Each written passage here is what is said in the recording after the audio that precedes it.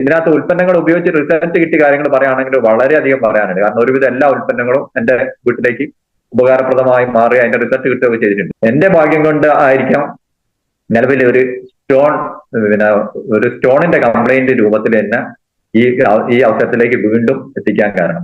സ്റ്റോണിന്റെ complaint വന്ന സമയത്ത് സ്വാഭാവികമായിട്ടും മറ്റുള്ള അസുഖങ്ങളെക്കാട്ടും വ്യത്യസ്തമായിട്ടുള്ള ഒരു സംഭവമാണ്. കാരണം എഴുന്നേറ്റ് നിൽക്കാനോ നൂരാനോ ഒന്നും പറ്റാത്ത വളരെ അസഹനീയമായ വേദനയായ നമുക്ക് ഇവരെ പിന്നെ മൈത്രേയ ഹോസ്പിറ്റലിൽ ഓപ്പറേഷന് നോക്കിയ സമയത്താണ് ഏകദേശം 12 mm ഉള്ള 3 കല്ലുണ്ട്.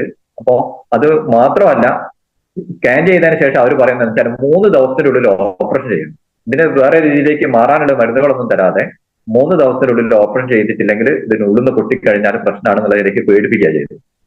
ആ സമയത്ത് ശരിക്ക് ആ വലിയ രീതിയിലേക്കുള്ള ഒരു 85,000 റുപ്യ എടുക്കാനില്ലാത്തതിന്റെ പേരിലും പിന്നെ ഈ രീതിയിൽ ഓപ്പറേഷൻ അല്ലാതെ വേറെ മാർഗമില്ല എന്ന് പറഞ്ഞ് ഈ ലെവലിൽ നിന്നുകൊണ്ടിരിക്കുന്ന സമയത്ത് ഭാഗ്യം കൊണ്ട് എന്റെ കാലിന് ചെറിയൊരു ഫ്രാക്ചർ ഉണ്ടായി. വണ്ടിയിൽ നിന്ന് ഇറങ്ങുന്ന സമയത്ത് ചെറുതായിട്ടൊന്ന് ഫുട്പ്രസിന് പറ്റിയ സമയത്ത് കാരണം പറഞ്ഞുകൊണ്ട് എന്റെ ജോലിയിൽ നിന്ന് ഞാൻ ഒഴിവായി ഈ ബിസിനസ് അവസരത്തിൽ ഫുൾ ടൈം കരിയർ ആയിട്ട് ഏറ്റെടുത്ത് ചെയ്യാണ്. പക്ഷെ എന്റെ പേരിലും നാം സംശയിച്ചു നിന്ന് നമ്മളെ കമ്പനിയുടെ യൂറിഫ്രഷ് ലിക്വിഡ് എന്ന് പറഞ്ഞ ആ ഒരു പ്രോഡക്റ്റ് ഉപയോഗിച്ച് ഏകദേശം ഒരു 10-20 ദിവസം ഉപയോഗിച്ചിട്ടും യാതൊരുവിധ മാറ്റമില്ല. പക്ഷെ അതിനുശേഷം ഒരു 23-24 ദിവസം ആകുന്ന സമയത്താണ് പിന്നെ ഇത് പുറന്താടാൻ തുടങ്ങി. നമ്മൾ സാധാരണ രീതിയിൽ നമുക്കറിയാം പായസം ഉണ്ടാക്കുന്ന എന്ന് പറഞ്ഞതാണ് അതേ രീതിയിലേക്ക് പുറത്ത് ചാടി ക്ലിയർ ആയിപ്പോയി. ഏകദേശം 1.5 മാസം കഴിഞ്ഞ് വീണ്ടും ചെക്ക് ചെയ്യുന്ന സമയത്ത് യാതൊരുവിധ പ്രശ്നമില്ലാത്ത കംപ്ലീറ്റ് ക്ലിയർ ആയി കിട്ടും.